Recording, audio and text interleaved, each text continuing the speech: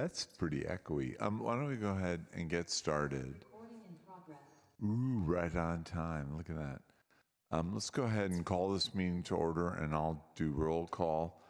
So before roll call, so we're never the same after COVID. And that's not because of COVID. That's because of my industry where we invented the tech. So we didn't have to meet in person anymore, but could be pretty interactive. So this is not the only board where I will remind all the board members, where I'm chairing 4 boards now. Remember, there are people out there in the ether, and they can only hear you if you press that little red, green button in front of your microphone. So we'll have a test run. We do roll call. So call your name, press the green button, say here in the microphone, and get rid of the green button so I don't have to hear you guffaw and sneeze and so on. So here we go. Franco. Here. Franco gets an A. Sunita. Here.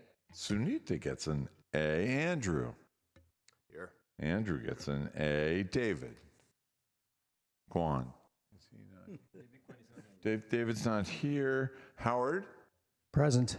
God, all A's. We got students here. Ashvar. Here. Damn. Dick. Yes. Excellent. And Dave. I'm sorry, what do you want me to do? Exactly what you just did. So hang on, let me switch over. Oh, hang on. That's good. And David Kwan is here, and we'll have him give a roll once he sits down. All right, let's see what we got here for orders of the day. We talked about hygiene. Orders date, we're going to defer items 8.2C and 8.4D. They're not quite ready to bake, and it says they were erroneously added to this month's agenda. I'm going to need a motion to waive sunshine on items 4A and 5C. Do I have such a motion? I have a motion by Santos. Do I have a second? Second, Gardner. Second. I feel like I'm announcing a baseball game. We no longer need, Ashfar is cute. We were at JPC and Ashfar starts going around the room and count the vote. And Ashfar caught himself. He's like, I don't need to do that anymore. All in favor? Aye? Aye. Aye. Any Aye. opposed? Hearing no oppositions, that passes. We are now back to the agenda. All right. Maytak, are you on the line? Yes, I am. Sorry I couldn't be there with you. I have COVID. So Maytek, if I understood from our agenda meeting, you were going to kick off these meetings with a new monthly agenda item. Do I have that right? Well, we have 2 agenda, excuse me, there's 2 agenda items listed under item 1, which are AB 2449 remote appearances for just cause or emergency circumstances. Those are available to the board members should they need to appear remotely under that provision. However, as I can see here, all the board members are here and present in person, so there's no need to address those agenda items. That's right. And where did David Kwan, why don't you push the green button on your mic and say hello? Hello. Excellent. So David is here. We have a full house. No closed session, right, Roberto, today? No closed session? No, yes, I believe there is closed session, yes. I'm sorry. I haven't done this in 3 years. So are we going to retire to the We're going to room? retire to the closed session room, and then we will be back to the podium after the closed session. And how long would you estimate this closed session to be? Maytak, any thoughts? I would say about 30 minutes. Oh, great. All right, so if you're on the line, grab a cup of coffee, take a shower. We'll be back shortly.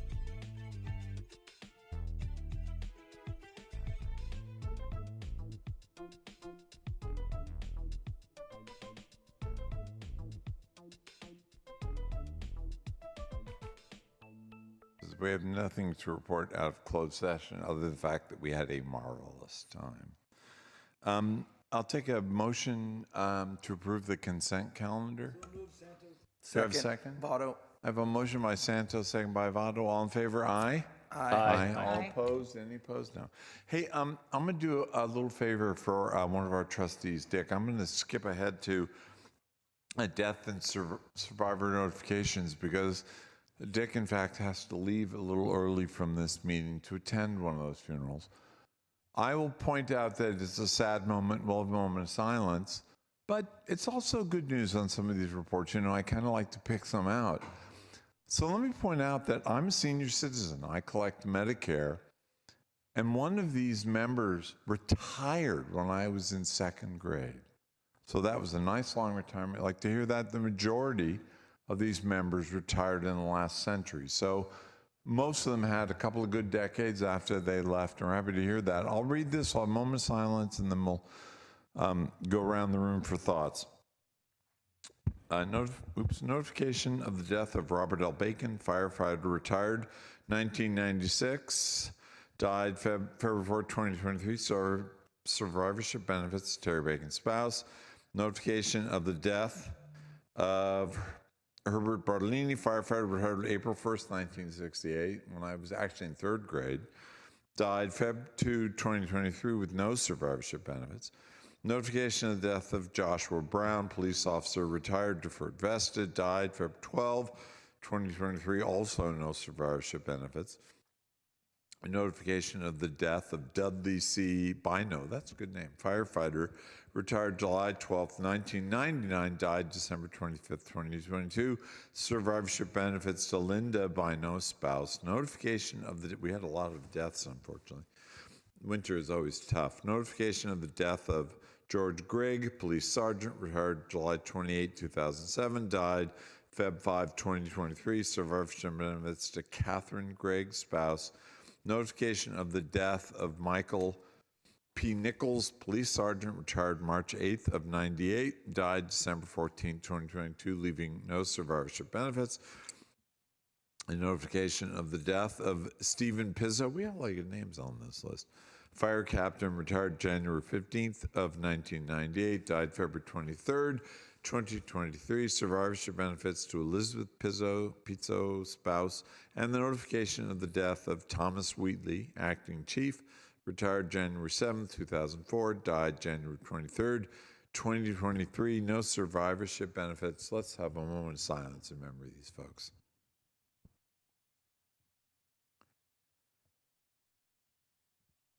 That's great. I know, Dick, you wanted to go first. You want to say stuff before you head out for funerals? Yes, thank you, Mr. Chair. Really appreciate the time. Unfortunately, I have to go to 2 funerals. And all of these men here were all important, and I'm sure they made great contributions. I knew most of them, and I worked with all the firefighters, and I happen to know Chief Wheatley and so on. And I didn't know the other 2 police officers, and of course, the best of their families. But I do want to point out firefighter Dudley Bino, because I had to speak at his funeral a month ago.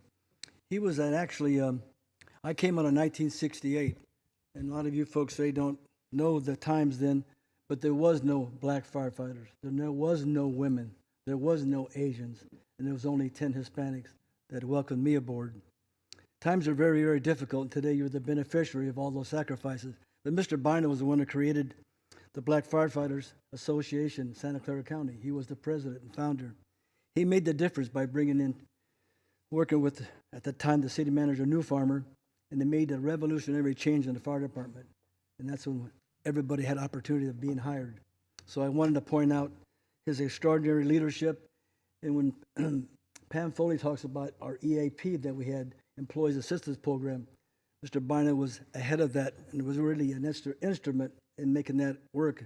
We're trying to make sure we have that kind of service for our retirees today who go through psychological issues and so on. So we appreciate Pam's energy on that. It all takes funding, but the sacrifices are enormous.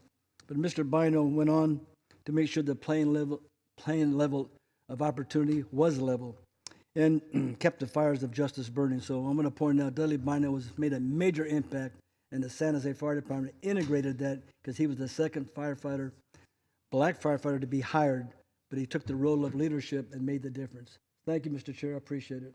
We can go around. Anybody else want to jump in? Yeah, I worked with some of these police officers, and it's always sad to see them pass. But I do want to acknowledge the former acting chief, Tom Wheatley. He was a pretty amazing man, and he was probably an even better chief. The best way to describe him is that he was pretty much our Clint Eastwood of the police department. So sad to see him pass. Andrew, Dave, any thoughts if you want to? Yeah, I'll echo what Franco said. Tom was a cop's cop all the way up to the chief. He never changed who he was and his personality was. Provided true leadership and mentorship to a lot of people over many, many years and was a true role model. George Grigg, I worked for I never knew his first name was George, it was Bruce to me. But I worked for him when we were in narcotics. Great man, and helped me out a lot and taught me a lot as well. Josh Brown, unfortunately passed away way before his time. And Sergeant Nichols, I didn't know he retired 2 years after I was hired, so I wish his family and all his friends that knew him the very best. I'm sure he was a fine man. I personally didn't know any of these people, but I just want to say condolences to the family. Thanks a lot. So we took that out of order. Dix, you're going to leave around 10:30? Okay, so Prabhu, section now, it used to be 2, it's now 3. Over to you.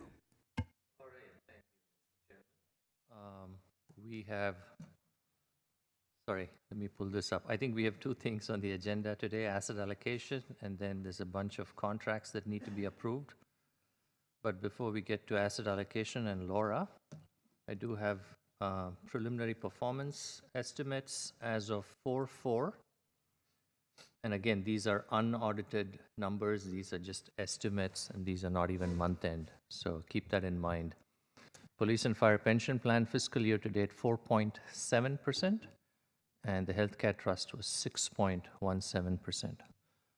The markets had a strong first quarter, and that's reflected in those numbers. With that, I will take any questions, 3A. If not, I'll go to 3B. Okay. So thank you. Strategic asset allocation is a very important decision that the boards make. It's the single largest determinant of returns, as you all know. And we've had pretty extensive discussions at the investment committee, not once, but twice, on SAA, led by Makita. And we have here a bunch of options for the board to consider. And we can, as Laura walks you through these options, she'll also point out the option that the investment committee recommended to the board. With that, I'm going to turn this over to Laura to lead the discussion. Thank you. Good morning, members of the board. I am being told that the host has, okay, looks like I now can share. Let's put up the document here. All right. We've got it, Laura, thanks. Okay. So as your CIO introduced, we have here the annual asset allocation analysis, which the investment committee has now seen a couple of times. As you know, we go through this process when Makita updates our annual capital market assumptions with our annual asset study, which is based on December 31 information. In my 15 years at Makita, I've spent a lot of time telling folks every year that our capital market expectations have gone down, that we think you're going to get less return per unit of risk than you did in the past, but this year is different. Since we have a higher interest rate environment and lower equity valuations, given that last year in the markets was not a good one, we now have expectations for forward-looking returns that are higher than we've had in the past. So we do expect that your expected rate of return over the long term is going to be well above the actuarial assumed rate of return of 6.625%, and that your risk, which is calculated as standard deviation by your risk advisor, Veris, is going to remain below the 12% threshold that is within your investment policy statement. So in this document, we have several options. These are the sort of determined options based on looking at many, many other options at the beginning of the process, and we work with your investment staff to get to these options and then bring them to the investment committee and then to the board. So we're going to show you the current asset allocation, compare that with 3 alternative asset allocations, and also look at a 60% equity, 40% bond allocation, just as sort of a benchmark.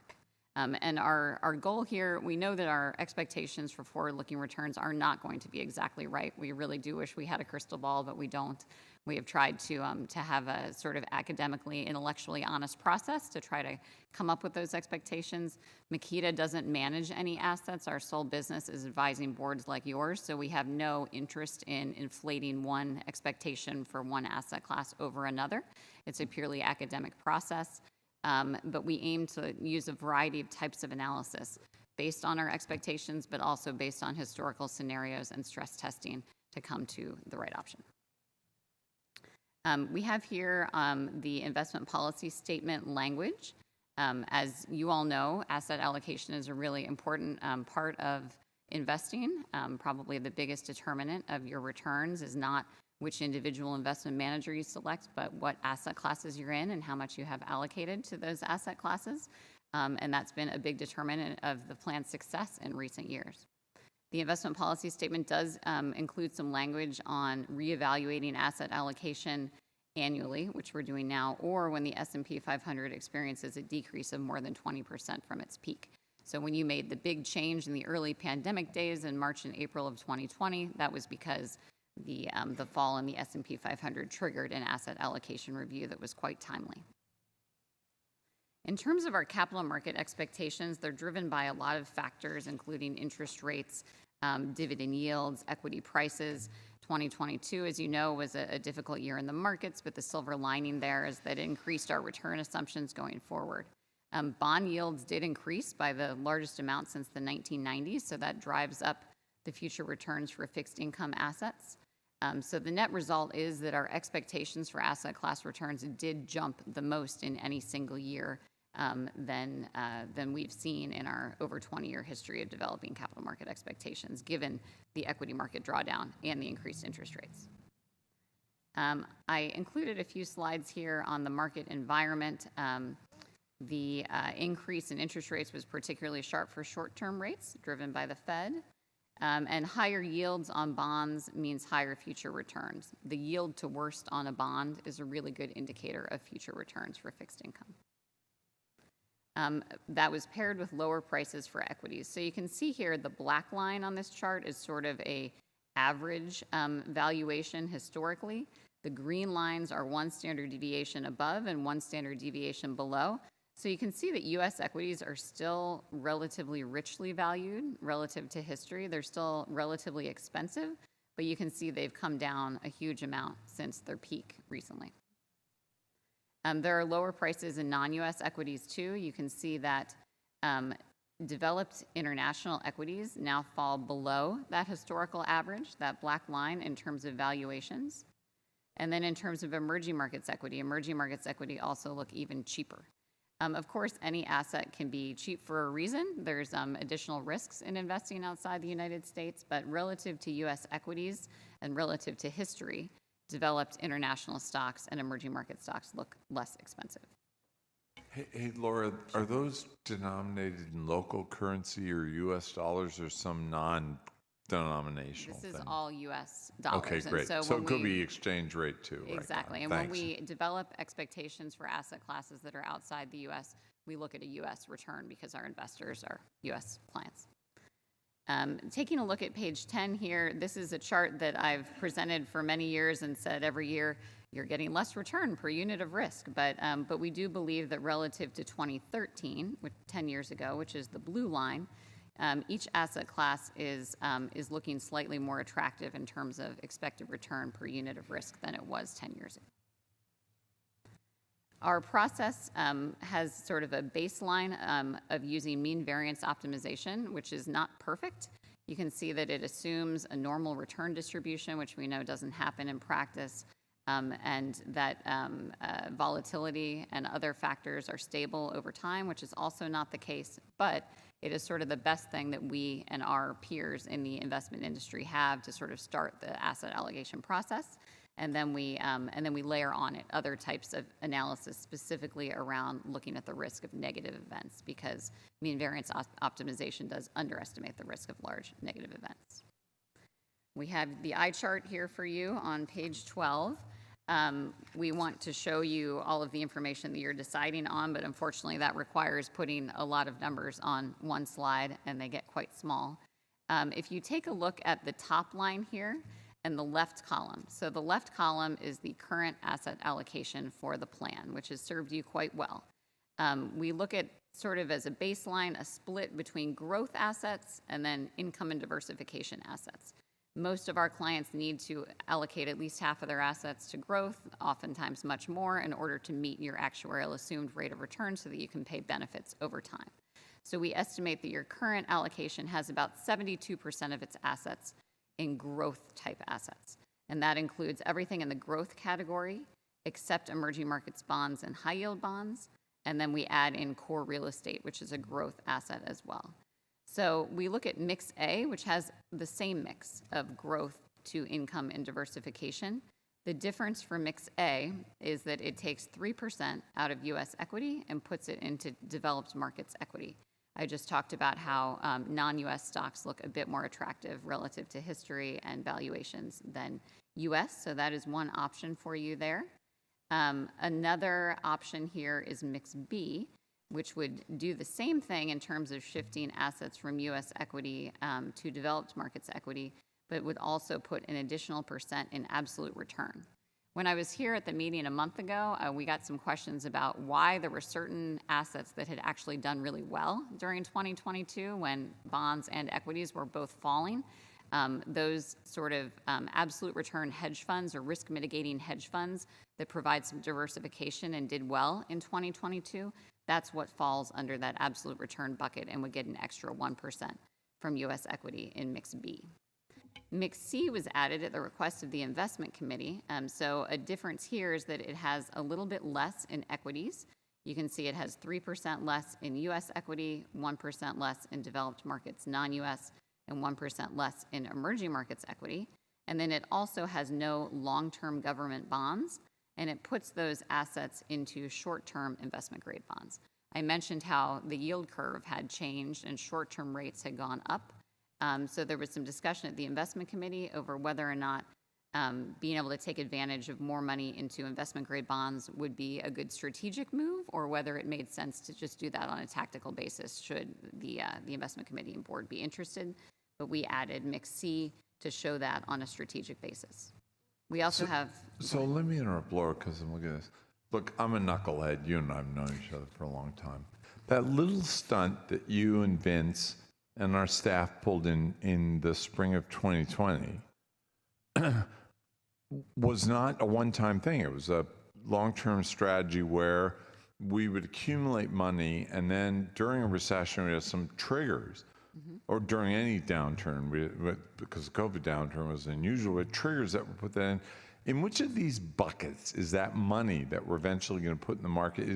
Where is that salted away? Is that in the absolute return bucket? What bucket does that money come from? So I would say that you already really made the move to put more money into growth, and that's what's reflected in your current allocation. And then we recycle it for the next time. Where will that come out of equity? Where will we store that money? So all of your assets are very, very liquid, with the exception of the private markets, which is about 20% target of the fund. So this is really a rebalancing. It's liquid. We say, let's go more equity when the market's down and less equity when the market's high. Is that fair to say? I mean, we wouldn't recommend making changes frequently, just given transaction costs. If we did see another huge market downturn, then that would trigger a new asset allocation review. And I think at that time, based on what had triggered the downturn, we would show you different options for taking money in or out of different asset classes. So let me make sure I was not... I'm on the investment committee every now and then because they need a warm body. I sort of, Christ, you know that's true. So the idea, let me make sure I understand this. Vince says, well, okay, so we have these triggers, and we're always watching. When we hit a trigger, we will convene with you and the staff, and the investment committee will say, if I understand what you're saying, is, there's a lot of liquidity here. Let's pull 2 or 3% of that liquidity and pump it back into the market. And you're saying finding that 2 or 3% is pretty easy. Agreed. Yeah, okay. Thank you, Laura. That helps me. Question. Sure. Since I'm the newest, my understanding from what Drew said is that there's a special, segment or bucket where if there's an opportunity, if I'm interpreting it correctly, and you can correct me if I'm wrong, that you can take that liquidity from that bucket and put it into the market, and that we had already done that. And now, I guess, we're still in that situation. We haven't pulled it out yet and put it back into sort of that liquidity bucket for the next event. So Is that a fair statement? Going into 2020, and really for several years before that, there had been a lot of money specifically in short-term investment grade bonds. So you can see that the current asset allocation has a 0% target to short-term investment grade bonds. So in early 2020, the committee and then the board pulled that money out of short-term investment grade bonds and put it into the market. Yeah, if I can add to that. So we have, as Laura pointed out, we use a functional asset allocation, right? Growth, low beta, and other. And other is really some inflation protection and some bonds there. So the idea is really that we need some amount of growth exposure because we have a hurdle rate which is between 6.5% and 7%.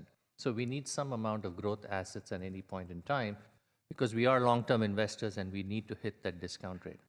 Having said that, there will be times in the market when the market's very expensive and we can toggle between growth and low beta. So going into March 2020, we were an extreme outlier. None of our plans, we had almost 30 to 35% of assets in low beta. And that was spread between absolute return and cash equivalents. So that was a pretty significant bet that we took. Of course, we didn't anticipate the pandemic, but we thought assets were overvalued, there could be a recession coming, and then we could use low beta as a source for growth, right? So in fact, and Laura can correct me if I'm wrong, a lot of our peer plans, if you had the equivalent of a low beta, they were probably at about 5 to 10%. And we were some multiple of that in low beta. And that was a difficult decision because A, you're losing out on growth, and B, because at the time the yield curve, the shape of the yield curve was very different and the level of the yield curve was very different. So you were not actually being even rewarded like you are today at the short end of the curve. So we took a pretty significant, there's some opportunity cost of doing that, of funding low beta. So we've done that, and so Dave, you're right, we've not gone back to that.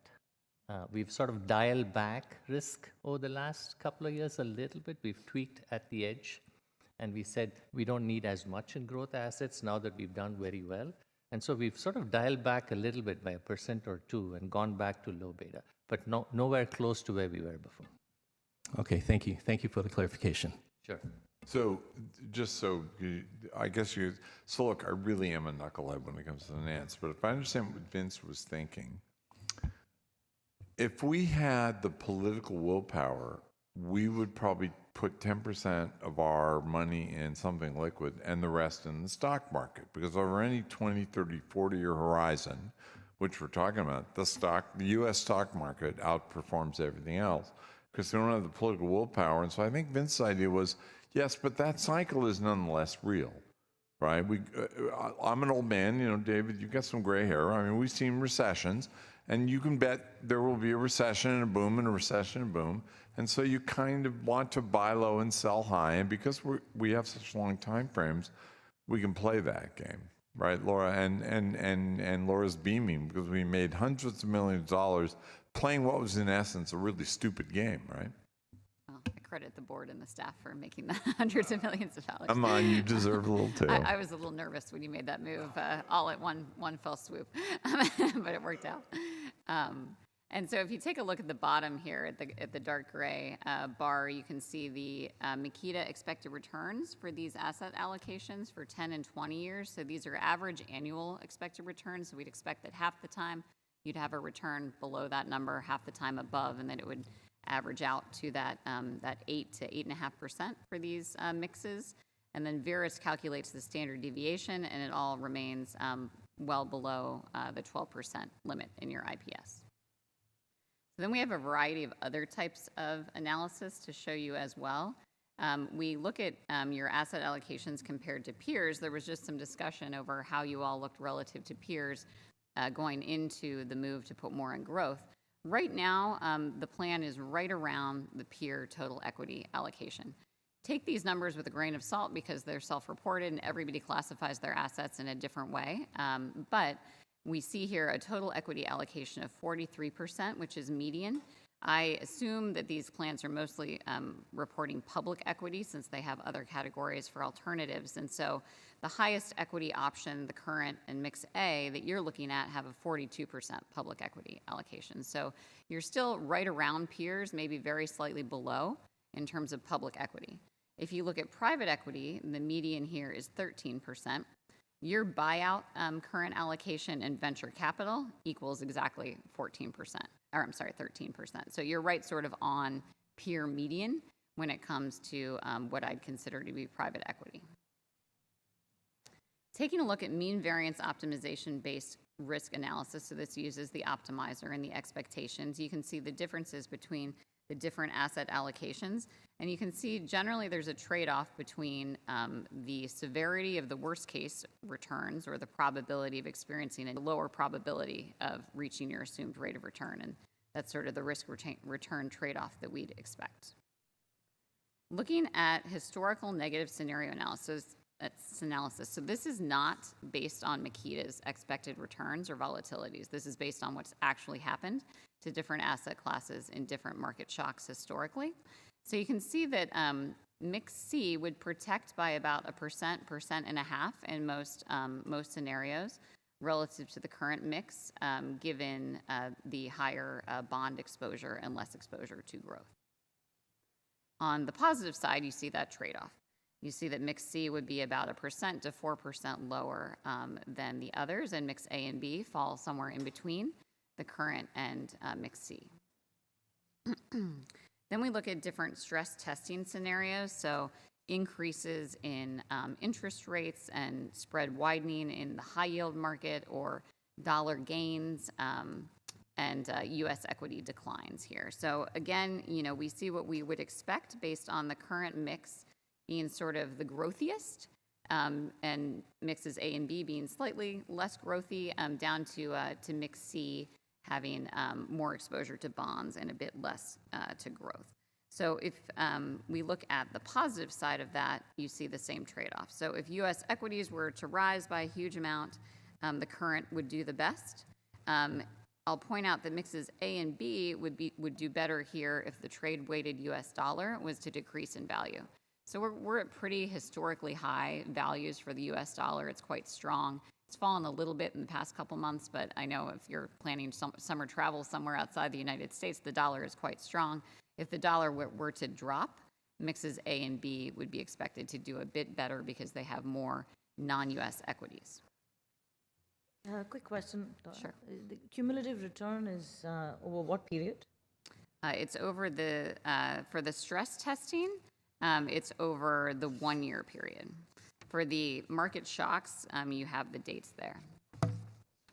Oh, over the actual shock period. That's right. If you look at page 17, for example. Yes. Okay. Yes. So on page 17, we've put the specific period. So in some cases, it's a couple of months. In some cases, it is more than a year.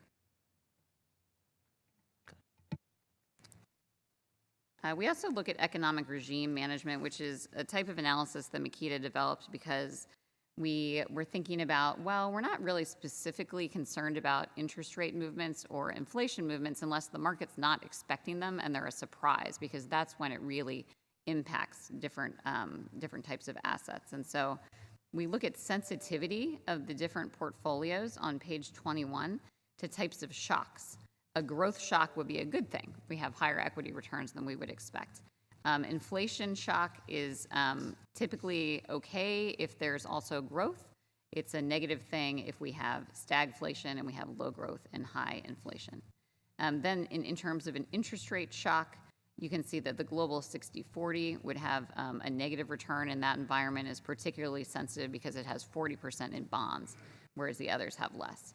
I will point out that in terms of a systemic risk environment, so systemic risk we think of as system-wide risk, like the global financial crisis, subprime mortgage crisis, the pandemic, mix C would be expected to protect a bit relative to other allocations in a systemic risk environment, mainly because short-term bonds tend to hold up well, treasuries tend to do well in those types of environments. So in summary, we do think that your current asset allocation is quite reasonable. We would have let you know, before this this annual asset allocation review, if we thought it had issues, it served you quite well. But annually, we do want to look at other options. If another option is selected, we'd recommend adjusting your healthcare trust allocation to be sort of different and have the same strategic bent as well. So I'll put the allocations that we're considering back here on the screen for discussion. And if I can just add, Mr. Chairman, the IC recommended keeping the current asset allocation to the board. And Drew, Yeah, I could jump in. I could just kind of explain the thinking of the IC. Yeah, that'd be It's- great. Yeah, and they're awfully close, so it's hard to tell one from the other. Go ahead, Ashwin. Yeah. So as Prabhu said, the IC decided by split vote, if I may say, 3-1, but stay with the current allocation. Now we looked at A, B, and C in particular, and the view was that, I guess the benefit of C is that we can reduce growth now to go to a point earlier. Is there a bucket to which you can increase risk in the future? Now, so the thing about C is maybe you can reduce risk now and potentially add to it later. But I think counter to that was the fact that the market is already down somewhat, right? Maybe this is not the end of the current sell-off, but it's not the beginning of the sell-off either. So that was counter to that. And the second is, if this is a tactical decision, would we be agile enough, to kind of maybe come back to growth? And one of the points which Andrew actually, raised was, in the past, the board has done a poor job, except the 2020 case, right? Where we went to lower risk and then never came back, always kind of thinking, well, we had lower risk and the market is up even more. Is it too late? Et cetera, right?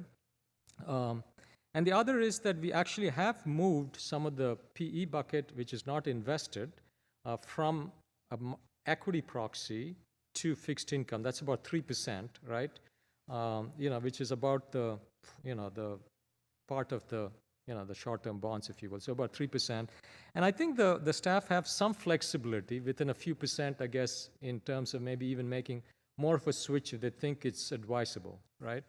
So at the end of the day, the IC decided that it's better to stay with our long-term focus, which is that we want that growth, the 72% or whatever, 71%, and not try to make a tactical change, for those reasons. So, again, I'm a knucklehead. So at 100,000 feet, you can look it up on the internet, I just did, and since World War II, the median time between recessions is about 5 years. And let's not count the fact that we jumped in at the COVID shock. Let's say we had jumped in, about a year ago? When did the market fall, Laura? Was that early 22? A little over a year ago. A little over a year ago. Yeah. So if I understand what you're kind of saying is, slow and steady wins the race, Drew. Vince is our Laura's and staff strategy is we will buy low. Well, we're still low, so we will hold. We've bought. And we will sell high. And if the median time to recession is 5 years, then probably the median time from the beginning of the recession to the peak is 4 years. You got to write it through. So probably sometime in 2026, you guys will come back and say, now's the time to reduce U.S. equity. Let's reap those gains and get set to play this game again. That's kind of what you're saying. Yeah, possible. And actually, if you go back to discussions we had last year, we did think about reducing risk somewhat. And I think maybe in the future, maybe we'll be better prepared. Prabhu and the team have gone through some work to see, can we do some tail risk hedging, et cetera, or find managers that can do some of that for us.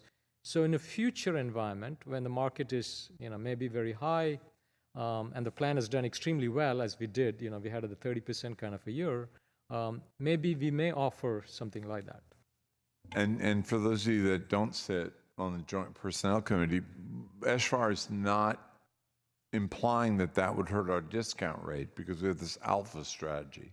The overall strategy is that we would have sort of the lowest risk plan anywhere, lowest beta, which, as Laura says, means we might have a target return of, say, 6.5%, which is almost where we are, lower than anybody else in beta, and we had the alpha. And so we might say we have the lowest risk plan and lowest rate of return in 90% of our, 80% of our assets, and yet our overall return, beta plus alpha, is 7%. And just so you guys know, I reached out on the JPC.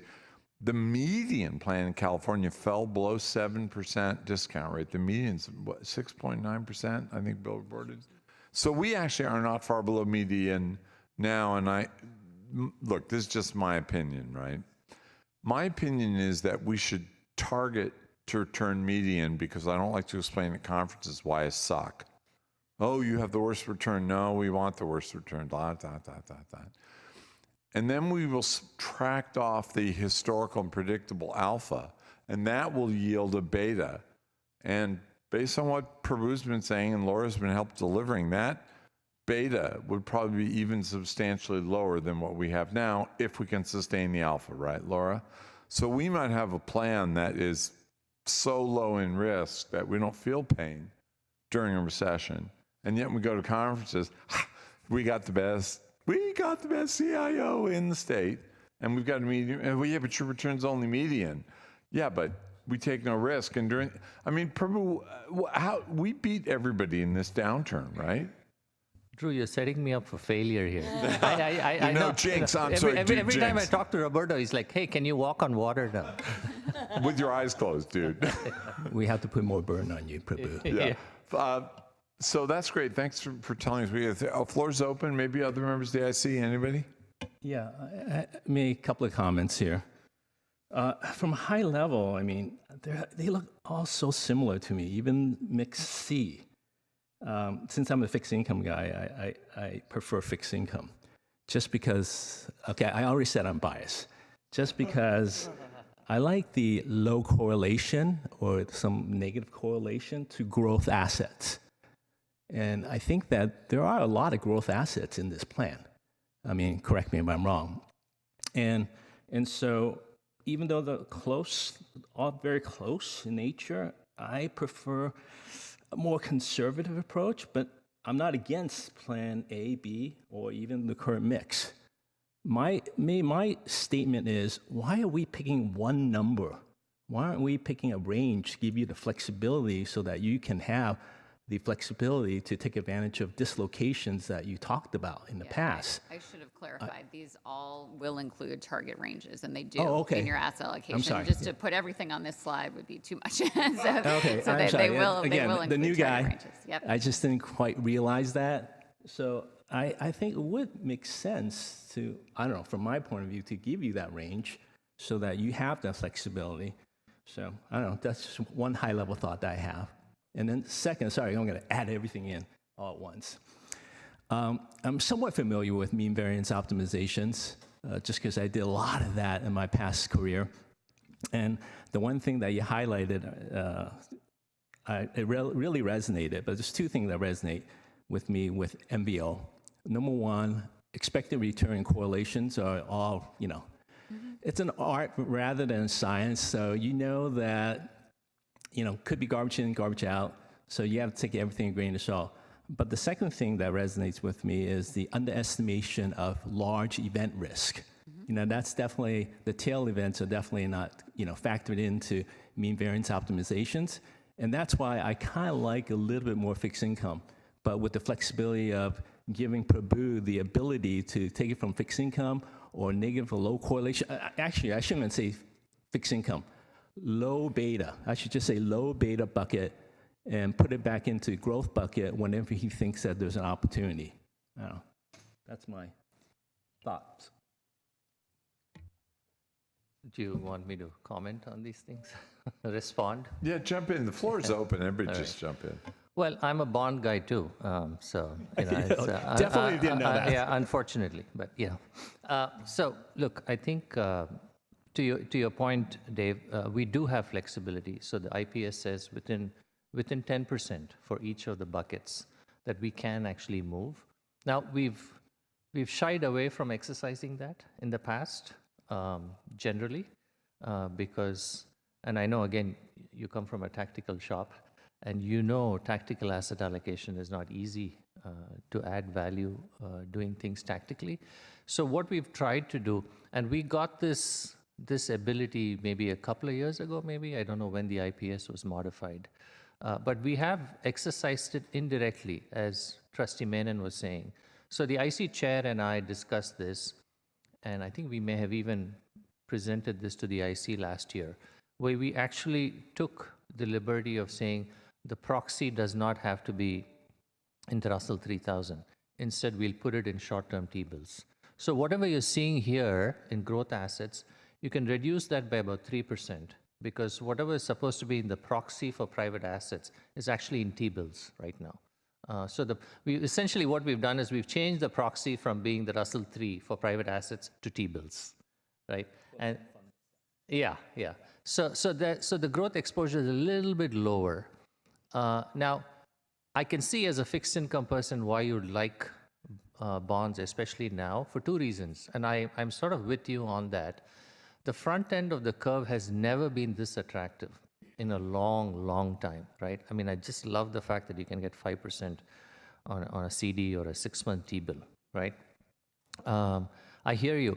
And on the longer end of the curve, too, I kind of like it because, especially, I mean, right now, yields have sort of gone down a bit.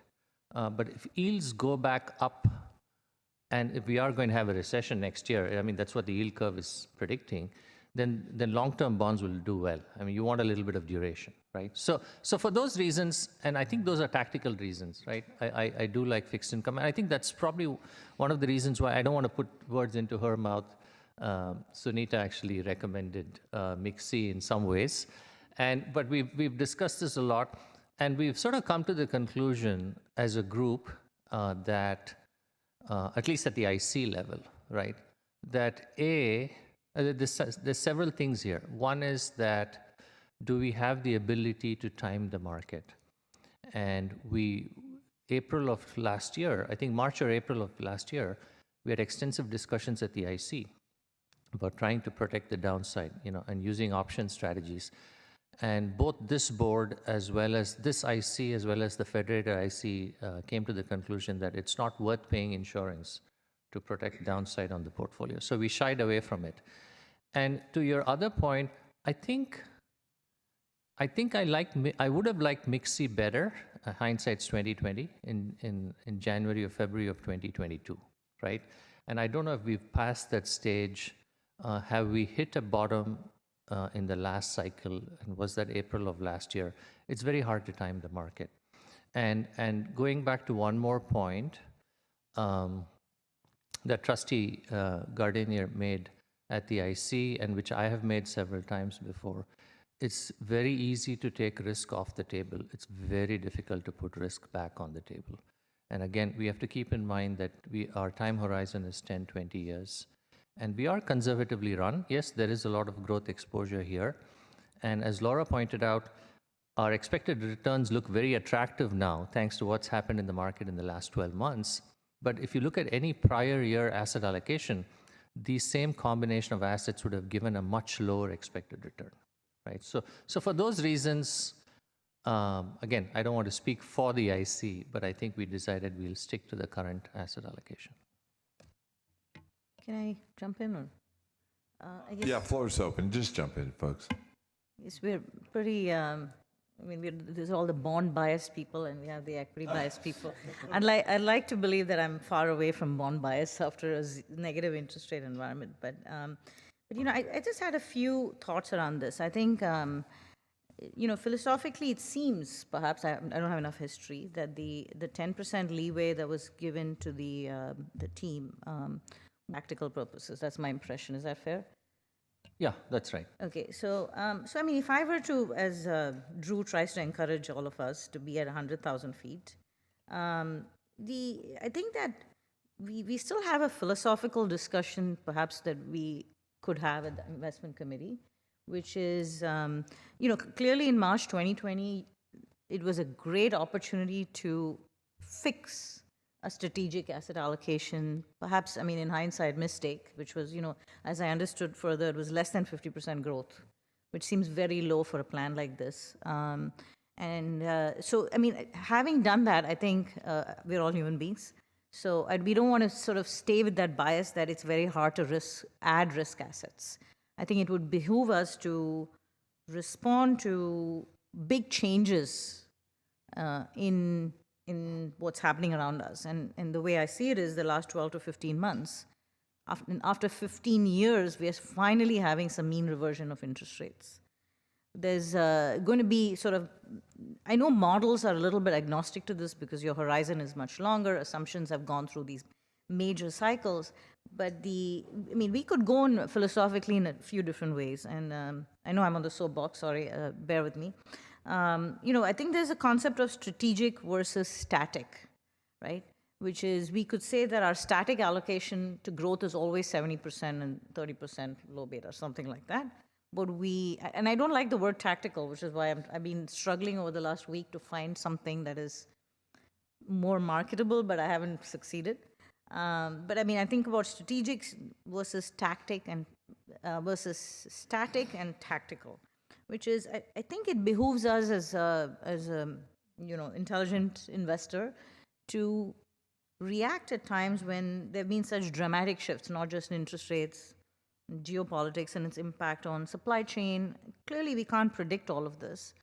But I do struggle that given the uncertainty and given where yields are in the short end of the curve, that to Dave's point, my bias was to go a little bit more, I wouldn't say go more conservative, as bonds have been positively correlated with stocks over the last, as we know, over the last few years. So it's really to take advantage of a low-risk asset that is yielding 5%. Now, whether it's 6.5% in short-term investment-grade bonds or something lower than that, it's debatable. And to use that bucket along with the cash equivalent bucket, which I know there's some constraints to the cash equivalent because we do like to plan for our immediate needs, to be able to use that bucket better for a time when valuations will present themselves. Now, I would caveat that between the time we spoke on the last couple of ICs and now, the market has rallied a lot.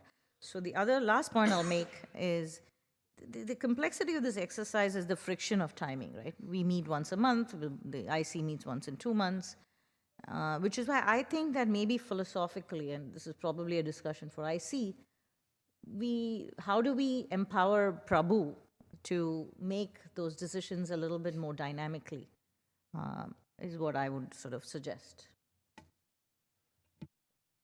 Yeah, I mean, we can add it as an item to be discussed at the IC, I guess. I mean, yeah, let me just, Dinesh, we do have 3% of the proxy in T-bills. Okay, thank you, I didn't misspeak. So one thing to keep in mind when we look at the current asset allocation is growth is not 71, but it's 68. So when you look at current versus mix C, it's not that different. By the way, I'm very comfortable with all the mixes, right? I mean, they're not very different. And thanks to what's happened with the yield curve and expectations, you can still see the 10 and 20-year numbers are pretty attractive in any of these scenarios. And I would just add the point that being static, the new word that you've used, is also being active. Because in the face of a ton of information, and I think a bunch of us here come from very active backgrounds and asset management backgrounds. And it takes a lot of courage, it takes a lot of effort to digest a lot of information and say, I'm actually not going to move. And that to me is also a very active decision. So I just want to make that point. See, that's why Drew, you pay him the big bucks. And Amen. intentionally static, that's a fair point, touche. One other point I just mentioned is that, you all have the 13% in cash and equivalents, whereas the peer median allocation on the far right to cash is 1%. So there's already, a significant difference from peers in terms of those cash equivalents and the amount there. Putting more in short-term investment-grade bonds, I think, would be slightly out of line with peers. I think the points that have been made as to why that might make sense are very valid. And just wanted to point out that when we look at peer relative returns going forward, having an overweight allocation to cash is going to make you guys look great in down market environments, but would create a drag in up markets. And so that's something that, we would see bear out through performance relative So to why peers. are we at 13% versus 1%? What's the? That's the immunized cash flows. So that's the amount that is 5 years of benefit Yeah, what's the payments. history? I mean, just. Well, part of it was, when I joined, now I'm going on my 6th year, we did not have that bucket, immunized cash flow. And we did have pretty low exposure to growth assets, as you know. And there was a worry that, we are an outlier, as Drew has pointed out and Bill Hallmark has told us time and again. And we said, how do we actually take more risk on the growth side, but at the same time, how can we sleep at night properly, right? And we're not the first to do it, by the way. So this is by no means an original thought. There are some other plans have done it, maybe not to the extent of 5 years. So Makita did some analysis and said, every time there's a drawdown, how long does it take to go back up to that starting point? And it seemed like 5 was about the right number. And so we said, we'll put aside 5 years worth of immunized cash flow, which will actually allow us to take that exposure in growth assets. And even if there's a deep drawdown, we don't need to indulge in a fire sale. So does the policy allow you to draw down on that to invest back in growth, or do you have to come back to the board? Jay, I'm going to look to you we have to come back to the board, yeah. The 10%. So you have 1%, 1.3% flexibility.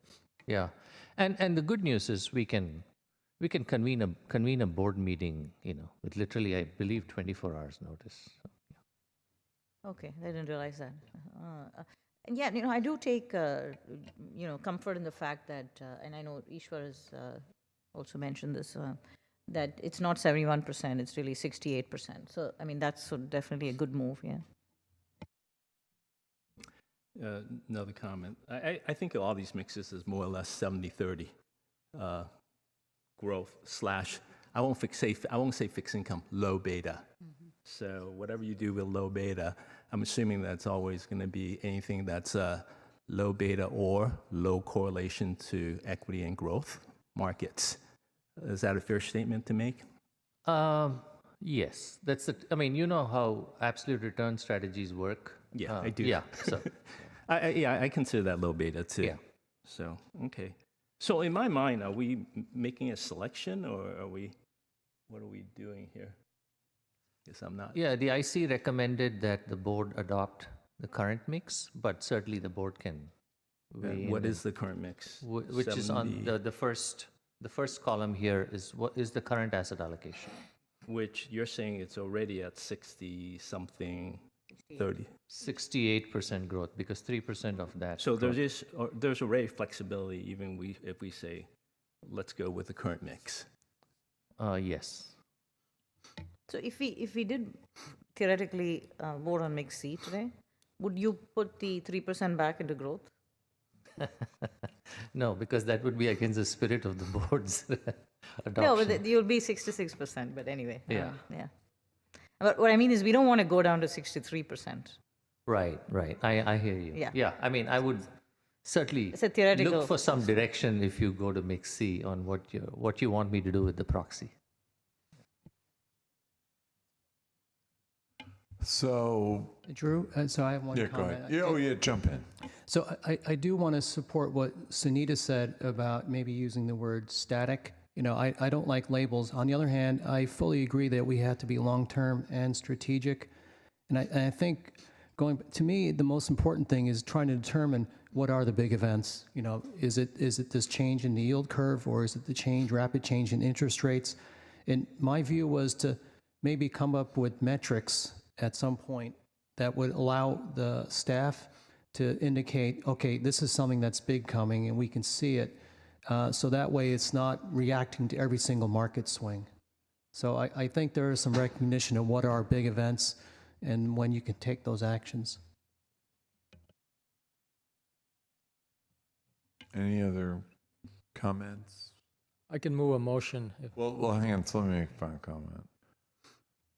I get gray hair. I was a young man when I joined this board.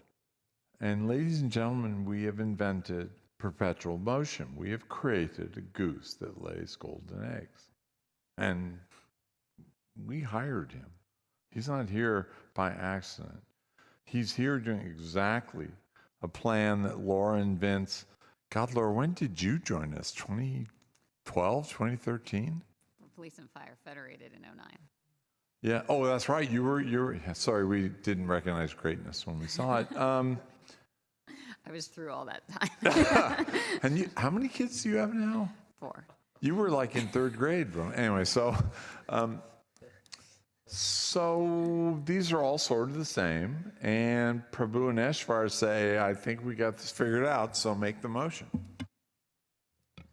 Okay, so I move a motion that we stay with the current plan. Is there a second to that motion? Gardner, second. There's a motion by Eshvar and a second by Andrew. All in favor, aye? Aye. Aye. Any opposed? Yeah, Sunita. Sunita is opposed because she wants to be different. No, Sunita's No, I mean, I have to be consistent with what I did in IC. Actually, what Sunita, I do feel like I'm somewhere in the middle now, so, but Yeah. I have to stick there with- is nothing I'm wrong. sure Harvey or Maytag will call me out otherwise. No, there is actually nothing wrong with that. And this is probably this and the discount rate are the 2 most important decisions we make. So it's actually good to hear dissension. But your dissension is like a little dissension, not like, I think we should all put it under a mattress and go to Brazil, right? So. Yeah, and I think Prabhu talked me into the 68% as opposed to 66%. So. He's really smooth that way. Yeah, that was my assumption too, that there's flexibility to go there down. is. And because of the built-in flexibility and Laura saying, kids, go back in the bedroom, we got to move a bunch of millions. We moved very quickly. So you got Flora anyway. No, I just want to clarify the motion there. So Jay just pointed something out. So Jay, should that be in the language of the motion that healthcare follows, or how does it work?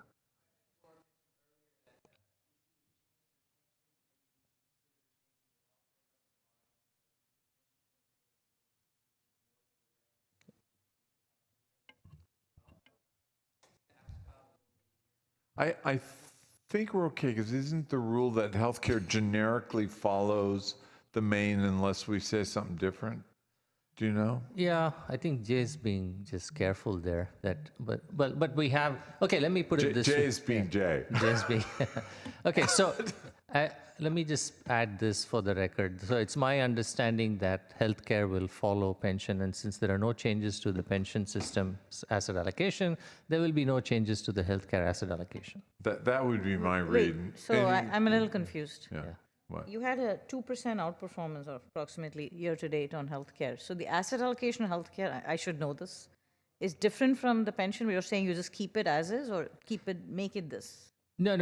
So since we are not making, on the healthcare side, we don't have any private assets, right? So we just use public assets. And unless there are big shifts on the pension side, we don't change the healthcare asset allocation. And so the clarification here was that we would keep healthcare as is. And the return differential is really because of some of the underlying weights there. But we can, why don't we do this?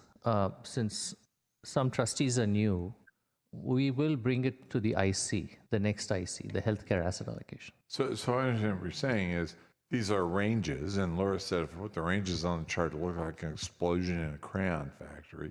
So we're within ranges on both plans, but of course one's 5 and one's 6, where the range is 4 to 7, right? Yeah, Laura, do you want to? Yeah, on the healthcare, there's certain asset classes like private equity that are just in public equity or private debt that's in public bonds. So you generally have an environment where if markets are up, the healthcare trust is up more because it's just more beta, more exposed to the market. It doesn't have the diversification of the illiquid assets. I thought you were going to say it has more fixed income. It does, well, it depends on how you look at it, but yes, it does have some more fixed income. Just joking, just joking. Well, and you're watching the second act of a 4-act play, because over time we are giving our guys more and more, guys and gals, more and more latitude. And in fact, we're going to have a meeting of the Ad Hoc Venture Capital Committee, and the next meeting will be how much latitude should we give them?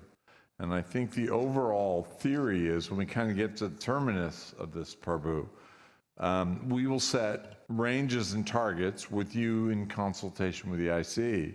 And we'll say, as long as you're within that target, don't bug us. And if we call you and we want an emergency meeting, I don't want to wait a day, but that meeting will happen in an hour, right? That's the general trend? Well, it appears that trustees are in favor of that trend, so sure. No, but I mean, that has been part of your thesis has been, give me, we had negative alpha for a number of years. And in 2017, I asked Vince, how the hell do we have negative alpha? And Vince said, yeah, I've noticed that. How in the hell, you know why we had negative alpha? Because any decision had to go through the staff and the IC committee and the board. And it was on average 6 weeks before we moved. You want to get negative alpha? Run 6 weeks behind the market. There's guys in Wall Street that care about tens of milliseconds, right, Laura? So try 6 weeks. So moving expeditiously is part of you're looking at me, you're driving this. Don't look, I'm just I don't You're know the shit about chairman. finance. Yeah, blah, blah, blah. All right, over to you. You've got the floor, Peru. All right, thank you. So I guess we're done with this agenda item. I do want to acknowledge the work done by our consultants, Makita and Veris, and they are two of the best consultants in the business. I'm going to embarrass them here a little bit. We have an excellent working relationship. The consultants do report to the board, and board trustees often reach out to consultants. But we have an excellent working relationship. We work as a team, and I really value the input of both Makita and Veris. And I'm going to embarrass Laura a little bit further since you asked her if she had 4 kids. She was in a meeting in Sacramento yesterday, flew back home at 6:30, cooked dinner, put her kids to bed, and she's here this morning. So sorry, Laura, I had to. I mean, this is just, you're a superwoman. So That is really Thank you all for impressive. being very easy to get to from Does San Diego. does she live in San Jose? She lives in San Diego. Mr. Chair, if I can, I know this is your item, Prabhu, so I apologize. I know you walk on water, and I'm sitting on the edge. With and his eyes That's closed. right, exactly.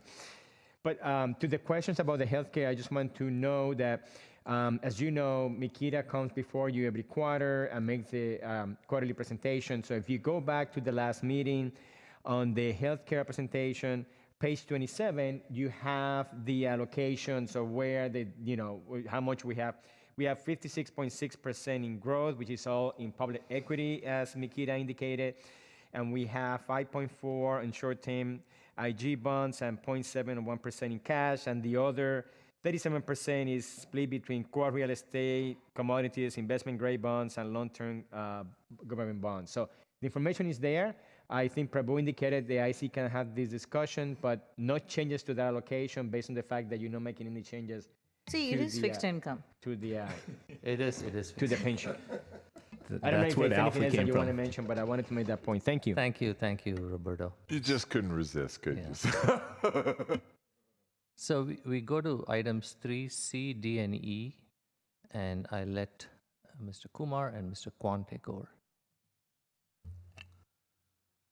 Good morning. Mr. Chair, we'd like to take items 3C, D, and E together since they relate to the same memo. This is regarding the consultant agreements. Makita and Veris were both hired after an RFP in 2017. Makita as a general investment consultant and Veris as a risk consultant. Following another RFP in 2020, they were both retained. Barra is the risk data provider and is paired with Veris. In February, the investment committee reviewed staff's recommendation to renew their contracts, all 3 contracts, for 1 year, and staff will conduct an RFP during the next fiscal year and bring a recommendation to the boards in second quarter of 2024. With that, I'll take any questions you may have.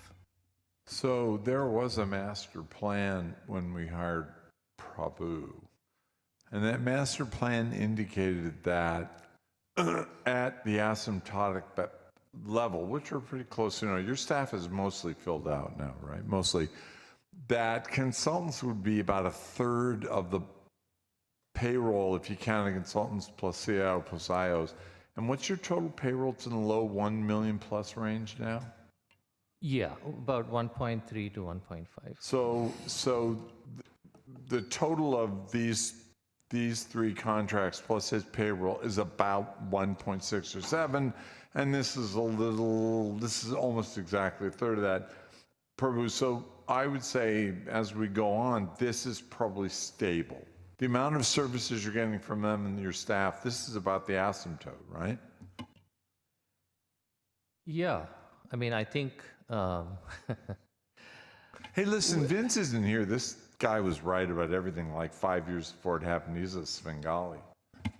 Yeah, I mean, I think let me add this. So, I mean, we are always looking for cost savings. I want trustees to know that, and we negotiate hard with our investment managers and with our consultants when we came up with these contracts.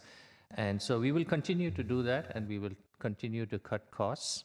But to your point, Drew, I think these are very essential services, having an investment consultant and a risk consultant.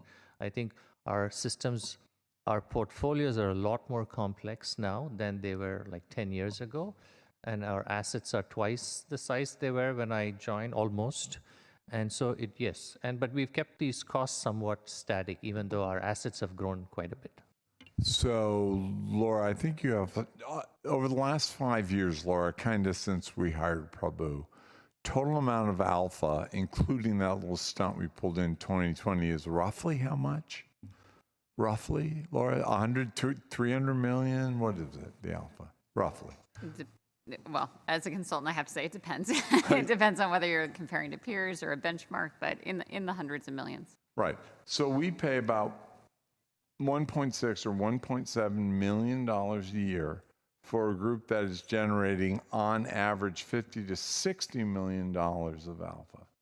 So I'm going to say this, and I understand you are the responsible one, and I'm just a child. I really don't care how much you charge, and I don't really care how many of these people you have. Dude, if that is what the golden goose needs to eat to lay the golden eggs, bring it on, right? That's my opinion. Floor's open. Question. Is this cost split with Federated, or is this the pro rata portion? Sorry, this is the pro rata portion, so Federated will be paying the same amount. Okay, and second question, since I'm newer here, BARA, what do we use that for? BARA provides data for the risk analytical system that Various provides us the reports for. That Various uses? Yes. Got it. Thank you. Other questions? Someone want to make a motion? All three. Mr. Yeah, Chair? as he said, all three together. Mr. Chair, Sure. these are agendized as 3 separate contracts and 3 separate items, and so we will need 3 separate motions to approve these. There is a disembodied voice in this room. Thanks, Majak. That's great. Let's go ahead then and take them one time. Hang on. Let me get my iPad back. All right. So items 3C, D. Do I have a motion to approve? Do I have a motion to approve Makita's contract item 3C? So moved. So moved by Esrar. Do I have a second? Second. Second. Well, who's that? Who said second? Kwan. Oh, Kwan. Sorry, David. I was looking the other way. All in favor? Aye. Aye. Any opposed? All right, we're moving on to 3D, the contract for Various. Do I have a motion? So moved. Moved by Esrar. Second. You guys are awesome, man. All in favor? Aye. Aye. Any opposed? That was a motion again by Esrar and Kwan. Watch this. This is going to be magic. Item 3E, Barrett, do I have a motion? So moved. Second. Motion by Esfar, and second by Kwan. Excellent. All in favor, aye? Aye. Any opposed? You guys are awesome. That saved at least a minute that we'll never get back from our lives, but you guys saved it for us. This is you, right, Roberto? Depends on what 4 is. The budget. Oh, yes. Yeah. Yes. Wake up. Thank you. No, it's just that I don't have it in the screen yet, so I haven't seen what item number 4 is. Oh, there you go. So, thank you, Mr. Chair. You may recall that at your last board meeting, I made a presentation for the annual administrative budget, which your board approved. Obviously, you were absent that day, Mr. Chair, but the board did approve the budget. At the time, I also mentioned that the process every year is such that we actually communicate with the mayor's office on our requests in terms of personnel. And this year, our budget request for personnel purposes requested 3 new positions net. And so I made the point I was still waiting to hear back from the mayor's office. The mayor's office and the mayor just made the budget message presentation to the city last month, and the city is actually engaged in the budget process as we speak. And I had a chance to have further conversations with the mayor's office. And so I'm coming before you this morning because we have a revised presentation.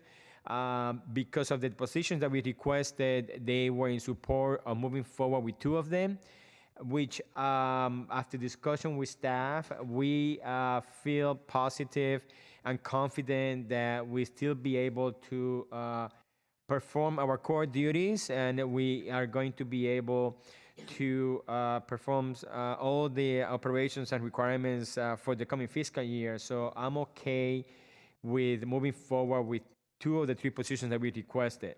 We're not going to make a presentation for the full budget. There are 3 attachments in your iPad. 2 of the documents, they were just adjusted and updated to reflect the change on the numbers. And for presentation purposes, the original PowerPoint had some 20 slides. This particular PowerPoint is limited just to the revision to personal expenses, because that is all we are updating and changing on the request. So with that, on this page, this slide, this is the original request.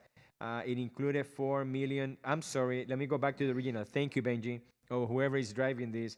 The original request was $4,839,000 for personal services, which total the request for the administrative budget for police and fire of $6,871,000. And by the way, I want to make 2 points that I make every year. Number 1, these personnel services do include the investment staff personnel costs, which our CIO Palani just mentioned to you, board.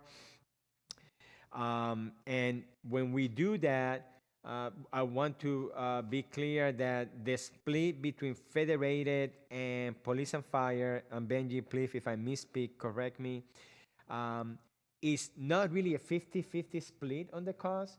It's actually a 60-40, 60 for police and fire and 40 for federated, because that follows more closely the size of the assets for the 2 plans. Is that correct?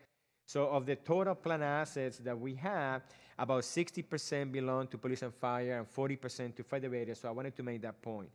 Every other personnel expense in there, which you're going to see an org chart, is 50-50 except for investment staff. So again, original request $4,839,000.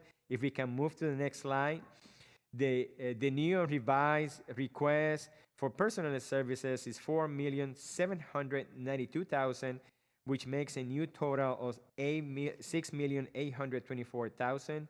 If we go to the next slide, so now the authorized positions is 45. Originally, it read 46 because we had requested 3 positions to the 43 that we have now. since we are getting approved two. Oh, there you go. Thank you, Benji. So one of those positions was actually already there, and it was an add-on delete, so it doesn't really had a net increase. So of the two original that we're going to increase to 45 now, with the approval, we only increasing that number by one to 44 instead of 43, which is actually split between the two plans on full-time employee allocation per plan of 22 per plan. So again, an increase from 43 to 44. If we can go to the next slide, we can actually show that was the original org chart that was proposed versus the revised. You can see the positions that have been were requested and have been approved. Again, if we can go back to the original, Benji. So that's the original request.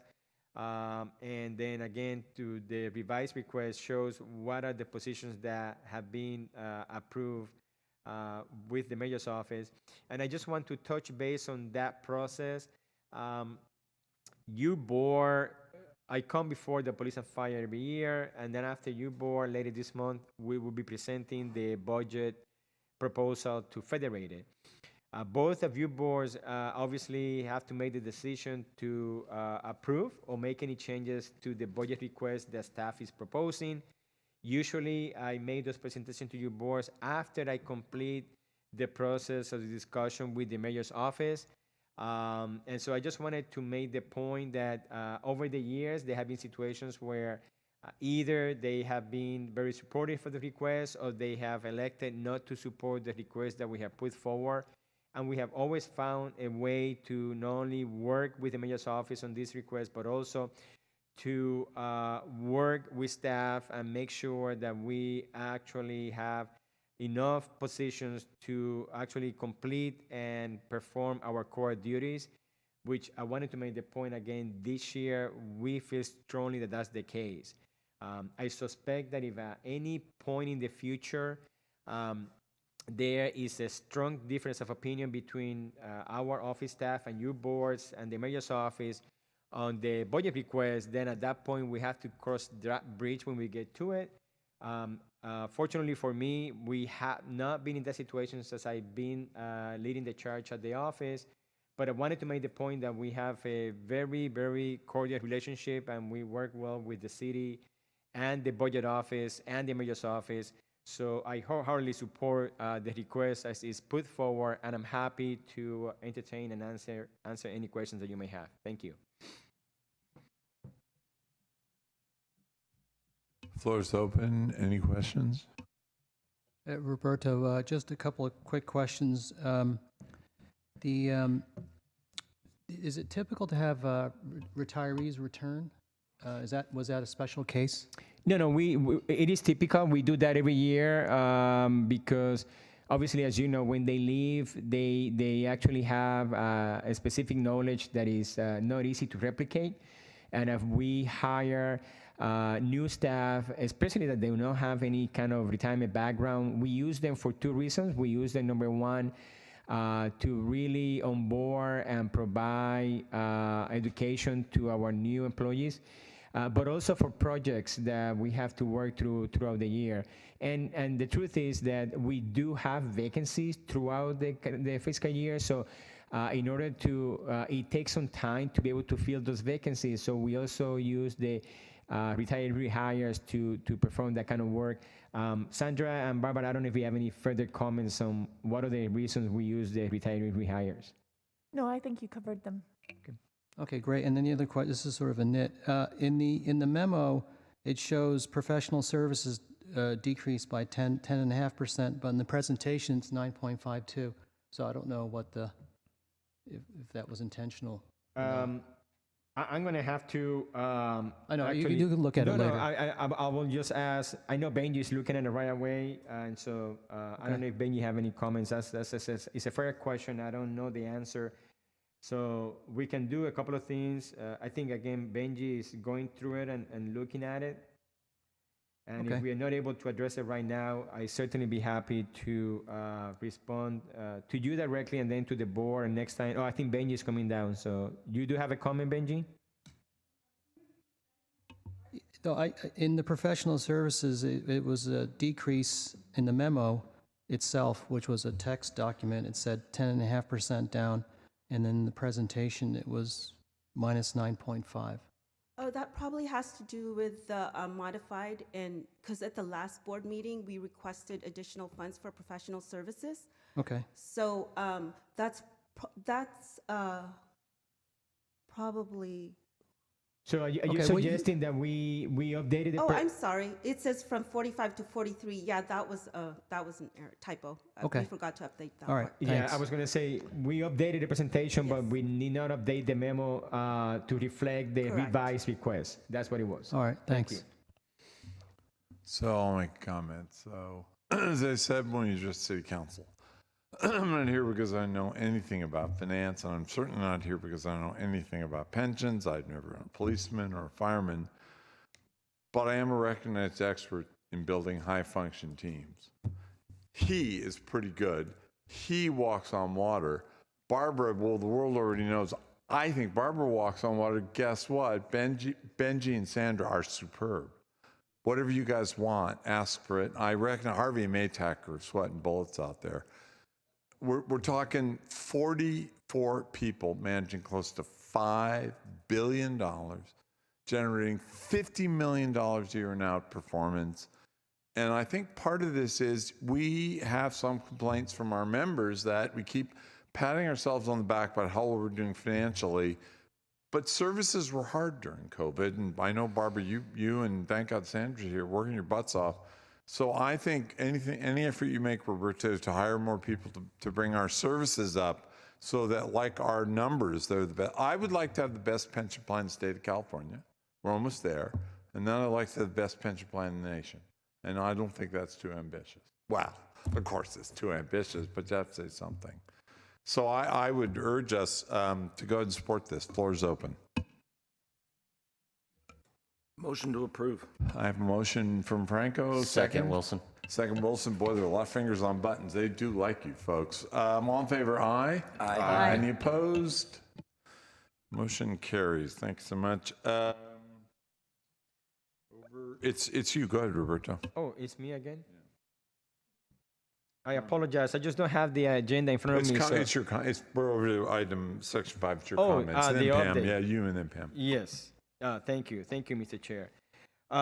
So as you know, we actually moved from having remote meetings to in-person. And I'm only saying that because I'm trying to buy some time, because I do have an email from staff that they provided to me in terms of the oral update. And it was easy when we were remotely because I would just have it there and read it. But today I left it in the office. But I found it in my iPhone. So let me go quickly through it. For the upcoming Police and Fire Board meeting, for Medicare B reimbursements, the office received 850 reimbursement requests. 532 have been processed today. The remaining 318 will be paid no later than the May pension payment. This is Police and Fire that come through with the Medicare reimbursement that they're entitled to. So again, we have processed 532. We have 318 to go. Thank you, Sandra, for the information. We had a new senior benefit analyst, Amy Dickinson, that started with our office Monday. It says here April 1st, but I know Monday was April 3rd. Sometimes staff does that to see if I make a mistake, but I fixed it there, so that was good. So Amy, I actually met Amy this week, and Amy, welcome to the office. We also have a new benefit analyst, Sierra Quinoli Chavez, who is scheduled to start on Monday, April 17th. That is the correct day, Sandra, thank you. And then the Retirement Connection, which is our newsletter, should be going out later this month. And I just wanted to provide you with some background on Amy. Amy is a San Jose native, and she attended Mission College and San Jose State University, earning degrees in business administration with concentrations in accounting, as well as human resource management. Sierra has a BA from UC Berkeley and an AA from Santa Monica College. And she has been with the City of San Jose Environmental Services Department in the administration department, and before that with ESD. And she also, before joining the city, worked for a startup company where she worked in the HR department. I want to welcome both Amy and Sierra to the office. And Mr. Chair, that concludes my comments. Other than I have introduced Isela, right, in a prior meeting. Yeah, As you all Roberto. know, Linda retired last week, and Isela was with us for a few weeks while Linda was still at the office. And so now Isela is all by her lonesome, and she's smiling because she's having such a wonderful time. And I just want to welcome again, Isela. I'm so thankful to have you in the office, and thank you so much. And that concludes my comments, Mr. Chair. Roberto, just one correction. The newsletter already has gone out for April. It's already been distributed. So That's why she walks on water, right? That's exactly right. You'll get there eventually. Barbara and Prabhu, they both walk on water. Even though I was the one that was raised in an island, I do not. But I'm learning. So I'll do my best. Thank you very much. Just out of curiosity, ladies, is Linda on the Zoom? Good, because I was going to say good things about her, but she's so tired of hearing me say that. I invited Linda, and she said, "Who's going to chair the meeting?" I said, "Well, Drew Lance is our chair." She said, "I'm not joining. I'm not going to the meeting." Linda I loves defended me. you as much as I could, but we'll try her for the next meeting too. But she is coming back at some point, right? In retirement. She's we- going to help we- you out? that she's in our thoughts, and we are thinking about bringing her back. When someone retires, they have to be for 30 days before they can come back. So thank you. And she's probably somewhere. Anyway, so any questions? If not, over to Pam. I hope the council wasn't offended by my cartoons, but I got compliments afterwards. So. The cartoons were hysterical. Thank you for that. Kept Councilmember Davis and I awake because the presentations were things that we have known. We come to these meetings every month. I told her that we should probably have gotten a pass off of that meeting last week, but we were there just like everybody else. And I want to thank you for the presentations. I think it's really helpful considering we have 6 new council members who don't have the background in the retirement boards and the decisions and how they're made and even the amount of dollars we're talking about, but primarily for them to understand the unfunded liability and the impact on the general fund is really critical as we're coming through the budget process. So I want to thank you all for participating in that. And you know, a refresher is always good for us. You know, I love the little drawings. It made me feel like, okay, stick figures are good. I could do that. I could do stick figures. As Roberto said, we are in budget session, and I acknowledge that he got cut back 1 staff person, but so did I. In a task force, I was trying to get 2 staff people funded. That was the Vision Zero task force, which is our goal is to reduce pedestrian fatalities on our streets. We had 65 last year, way too many, and I chair that task force, so I was looking for 2 staff people, and budget is allocated for 1. I'll remind you that we do need to approve the allocation that will come to the city council in June for approval, but so nothing is approved yet, but it will come to us with whatever the mayor suggested at that or agreed to at that time, and whether city council approves it or not will be up to them.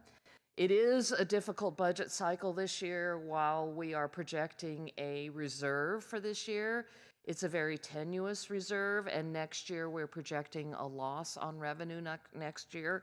So we're very concerned about that. We're also at a position where we're really short staff in all of our departments, and we need to make a priority of hiring staff and compensating them well. Our priorities in funding this year are public safety, making sure that we're hiring more police, more fire, more EMTs. That's really critical. That's one of the #1 focuses of the mayor and city council. Also, our efforts to reduce homelessness and then improve the quality of life in our city. Those are all huge budget items, and we're going to have to look for cuts somewhere. I don't know where the cuts are going to come, except I've heard that they may be a proposal to reduce the cost of running each city council district. We all have our own budgets that we manage, like our own small business, and we have to stay within our budget. I've actually been very frugal, so every year I'm able to roll over this big chunk from a previous budget that I haven't used.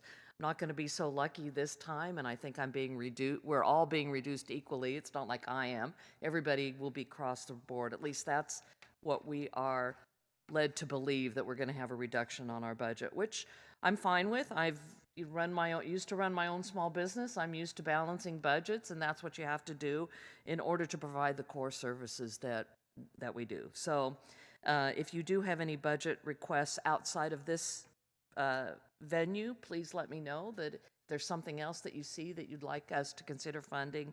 That's important for me to hear. Also, I just want to commend you on how quickly you addressed the disability split check issue and resolved it in a very creative manner. I was looking at, okay, how can we change this from a city council level, but that isn't quick. You resolved it really quickly by an interpretation that council recommended and was quickly responded to. So I want to commend this board on how quickly you addressed that, because while it affected police and fire, it had the long-term effect of affecting the federated board too, or federated employees. We just hadn't felt it yet as a result. So I want to thank you for that. With that, I think I'm done with my presentation. Yes, I am. So if you have any questions, other than, can I put in a little announcement? Please. Okay, this is from my council office. Every year, this is the second year I've hosted an event called Music in the Valley. It's a free event. It's the last Sunday in April, April 30th, and it's a time where we showcase performing bands and choirs from the middle schools and high schools in my district. So please come. We'll have food trucks, lots of things for little kids to do. So if you're in the area, Camden Community Center, 11 to 6, free event. Hey, Asola, why don't you get that info and forward the email so we'll. Could be. That'd be great. Yeah, more the merrier. Yeah, I'd love to hear music. Yeah. Floor's open. Any Thank you. questions for the councilwoman? Going once, going twice. 5C, who's got 5C, Roberto? I think it's going to be council. Mr. Chair, I think council is going to introduce 5. I don't know if it's Maytag or 5C. Harvey. Yeah, Harvey Maytag, you're on 5C. Sure. So this one, it relates to the service-connected disability benefits, as well as with a member who has an alternative payee with a separate account established, so a SADRO. And so here we're seeking discussion and action for approval for a proposed communication to the city and the related bargaining units to seek clarification and cleaning up the municipal code. As we discussed at the special meeting, the municipal code was ambiguous and could be read multiple different ways. We were able to reach a conclusion that benefited our members, an interpretation that was reasonable, that benefited our members. However, for future staff, bargaining units, and council, as we all know, we will all pass at some point. We would like to clarify that in the municipal code, the intention of the code and the interpretation that we implemented. So with that, what we're seeking here is approval from the board to direct council to prepare a letter to send to the city and the respective bargaining units on this point. So Maytag, are you looking for permission to send it off or to draft it and bring it back? We could do either. If the board would like to see the communication before we send it, we can always provide us direction to go ahead and prepare it. And then we can bring it back with the draft letter for the board to review and approve prior to sending, or if the board feels comfortable with Harvey and I drafting a letter with staff and sending it over, we could do that as well. Without the board review.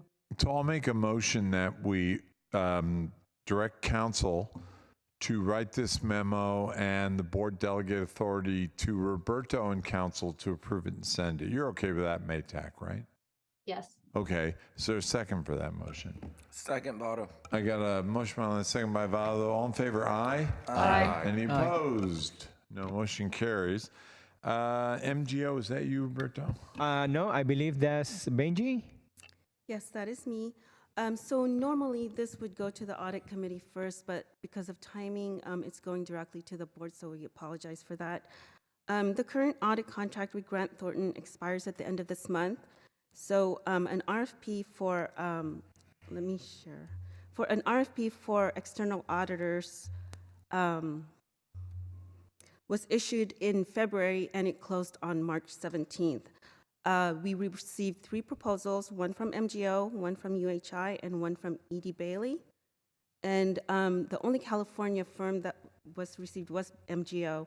So 3 ORS staff members independently reviewed the proposals and evaluated them using the criteria and weighting in the memos shown.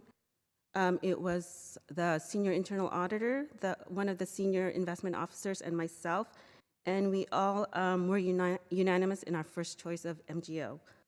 MGO was our financial auditor prior to Grant Thornton for 15 years.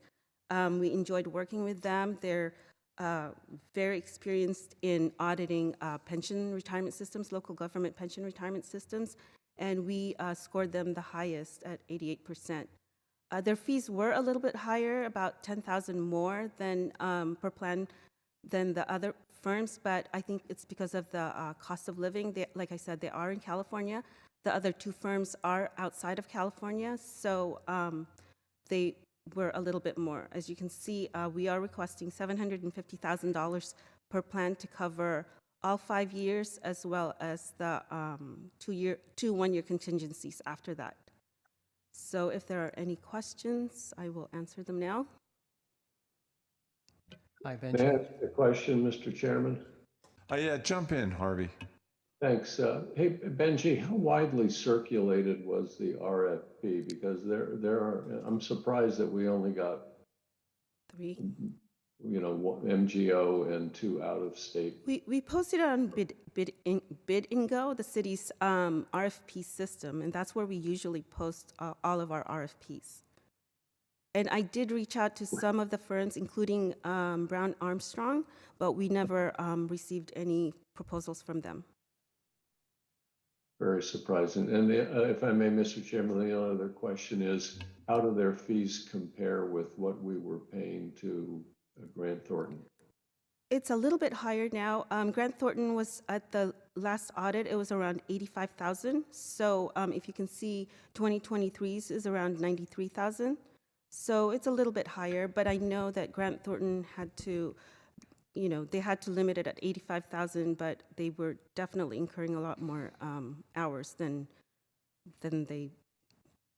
Their realization was a negative. Yeah, so let me speak to that, Benji, because I recall having very detailed discussions with the partner in charge. And just as a side note, even though this costs a little higher than we were paying Grant Thornton, you may recall that at some point during the contract process, when I asked Grant Thornton to forward a contract request that it would allow them to at least break even, that I could take to the board, the sum was astronomical. It was more than $100,000 a year. So even though this is actually a bit higher than we were paying Grant Thornton, is actually lower than what Grant Thornton would have charged us if they would have bid for the job. And in fact, this is why they did not bid for the job now, because it was too expensive for a plan like ours to make that payment. But having said that, we do have experience working with MGO, and I wholeheartedly support the recommendation by staff. Thank you. Floor is open. Any questions? Yeah, Benji had a question. I think Roberto asked the first question about why Grant Thornton didn't bid. But you said that the other vendors, the other 2 were not in California. That meant that they were excluded? No, they were, excuse me. They were not excluded, but their scoring because of that was a little bit lower. Okay. One of our criteria in the RFP was that they were CPA, California CPA licensed, and only one of the partners is, and then the other ones, they had CPAs in Maryland, which is equivalent to the CPA license, but they weren't exactly California licensed. Okay.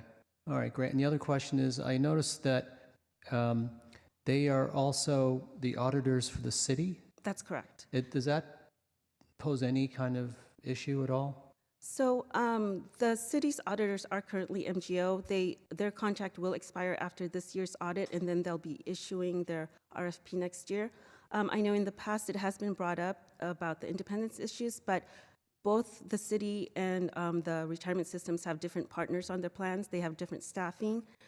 So it kind of actually makes it more efficient that they're both auditors are the same, so they can work together to get, because some of the information that our auditors need are at the city. So it makes it a little bit more efficient. Okay, thank you. Drew? Yeah, good, jump in. Just floor is open. So one of the issues we had with Grant Thornton was we in the city both shared it. City went, I guess, to MGO, and that's what spiked the cost. Correct. Since their contract ends in a year, do you foresee the same situation happening again? I mean, I'm not sure what's going to happen next year. Yeah. They might go with MGO again or a different firm, but I think, MGO, when in our RFP, we did let them know that they will need to work with the city auditors, so it may or may not be the same. So I don't foresee them increasing the fees for. Because I know with Grant Thornton, they tried to back out of the contract and. Right. No, MGO, I mean, we've worked with them for years. They're so familiar with our audit, with the city, so I don't foresee that. So let me add to that. So I think if I understand what you're getting at, when that happened with Grant Thornton, the RFP was actually led by the city. And so when they hire, and we agree also to hire Grant Thornton knew going in that there was a combination of doing the city and our office. This RFP was actually issued by us, and when NGO put through their application, they understood it was just specifically to our office, regardless of whether or not they have or they will continue having the city contract. I just wanted to make that point clear. Okay, I appreciate that. Helps. Thanks. Thank you. So just so you have never heard of these two names, these are probably the two biggest accounting firms in California, Grant Thornton and Macias Jenny. Yeah. Is there another California big accounting? I've seen Brown Armstrong that's audit true. a lot of the California. Yeah, so these are names familiar to me because a lot of startups use them because they're less expensive than the big 8, which are now the big 4.5 or whatever. Any other questions? Just one minor question. In your evaluation on this page, the percentages, if you scroll up, I thought the EB fees were lower than MGO, but your rating is higher, your percentage. Oh, sorry. No, never mind. I take back the question. Okay. That was strange. No, I got it wrong. Okay. Yeah, thanks. Floor is open. Anything else? I'll entertain. Oh, go ahead, Andrew. I'll entertain a motion. I'll make a motion to approve. I'll second. I have a motion by Gardner, second by Sunita. Sorry, last name, first name. It's weird. All in favor, aye? Aye. Any opposed? I just want to thank the staff and Benji and the accounting staff for leading the charge, and also the senior auditor and the member staff that actually joined in the review of the application. So thank you very much and good job. Thank you. And don't forget Jay as well. Yeah, I said I wasn't sure who, but I did say investment staff.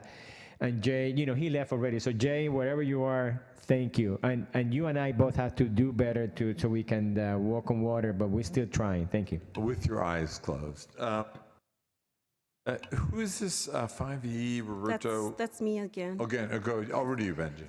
So this is just a formality to establish new contribution rates for the new fiscal year 23-24. I don't know if you've looked at it, but I did a comparison from last year to this year, and police tier 1 increased ever so slightly, but the rest of the tiers decreased slightly as well. And why did they decrease? These are all based on the actuarial valuations. Got it. Yeah, right. We're doing good, kids. When their contribution goes down, that means we're doing good. So, any questions for Benji on this? How many documents of that bundle are we approving? Just the one? Or? There are 4 resolutions, one for police tier 1, one for police tier 2, one for fire tier 1, and one for fire tier 2. Got it. I'll entertain a motion to approve all 4. Gardner will make the motion. I got a motion by Gardner. Do I have a second? Second, Wilson. I got a motion by Gardner, second by Wilson. All in favor? Aye. Aye. And any opposed? Which brings us to retirements. So we are in a very cyclical business, our pension, and we unfortunately had earlier a lot of deaths. Winter is a time when older folks suffer the most. And we see a lot of people retire at the end of the year and the beginning of the year. So typically March, April is one of the quietest times. So there's only one retirement. Manuel Guerrero, the 3rd police officer, police department, effective April 15, 2023, with 26.52 years of service. I'll entertain a motion. Motion to approve. I got a motion by Dave. Do I have a second? Second, Botto. I got a second by Valdo. All in favor, aye. Aye. Any opposed? You guys want to say anything about this guy? You know him? Yeah, I'll say something. I worked with Manny actually before either of us got hired with San Jose Police Department in the illustrious career of Eastridge Mall Security. Training grounds for San Jose PD for many years. I've known Manny for a long time, and I wish him the best in his retirement. Tell me he owes you a beer. We're great. We're actually going to be. I won't jinx it. Maybe we'll be out of here by noon. Maybe don't jinx it. Investment committee, Eshvar. So we had a meeting, I guess 2 meetings last month, discussing the strategic asset allocation, and we kind of discussed it today. So that was the meeting, and then we have, I guess, the minutes of some previous meeting to approve. Great. I'll note for the record that we receive and file the minutes of the special meetings, the COVID meetings of Feb 2nd, December 20th. Over to you, Sunita, Audit Risk Committee. Yeah, we had a meeting in February, which was a joint audit committee meeting with Federated. I just wanted to sort of highlight to the board that there was a presentation by our internal auditor around the various audit issues and where the progress report was from ORS, from the ORS team. And where we left off was there was a lot of discussion on aging of the audit findings. And there's been some slowdown in the implementation rate. I think it fell from 65% to 15%. So we've requested Roberto and team to come back with any materiality or sort of some kind of analysis around which recommendations are material, and if needed, we can bring it to the board. I don't suspect there's anything of concern, but I just wanted to highlight that we're waiting to hear from the team for the next meeting around how to progress that. We do recognize there have been resource constraints and prioritization, but we certainly would like to see many of the open audit issues sort of go down over time. Any questions for Sunita? Governance, Franco. Oh, hang on a second, Franco. Hang on. Sorry, I was off the agenda. Let me note for the record that we received and will file the minutes of the February 2nd meeting. Sorry, over to you, Franco, for governance. Yeah, we haven't met for the few months, but I think we have a scheduled meeting, where am I at here, June 15th. Thank you. Dick had to attend some funerals, so I'll do disability committee. I missed the last disability, just like this board. I was on vacation. I know there was one disability that was heard. Let me note for the record that we will receive and file the minutes of February 2nd, February 6th, and March 13th. Last item, Andrew, over to you, JPC. You want to take it, Eshwar, or I can do it? Doesn't matter. Okay, go ahead. We did meet just a few days ago, I believe it was, and there's 3 things that we're discussing. One is looking at the salary surveys for the CEO, CIO, and investment staff. We have come to an agreement and recommendation that we'll bring to the board next month. We would have done it today, but we missed the deadline to have this on the agenda. So we'll have a recommendation next month to adjust those salary ranges before we take it to City Council. The second topic that we've been discussing, been working on for a while now, is the incentive program. We made some progress. We have decided to we decided to pivot in our strategy a little bit on how we're going to approach, and we want to bring something to City Council in regards to the max incentive that we're looking at and trying to get that approved before we finish up the meats of the actual program itself. And the third one, we're still continuing reviewing the MPP review process and trying to fine tune that. Thank you. Let me note we received and filed the minutes from February 9th. Any more comments? Floor's out. Public, any thoughts? This is not the earliest we've ever done, but it's in the top 3. So that is great. It's great to see all your smiling faces. I missed seeing all of you last month. We'll see you again in a month. Thanks, guys.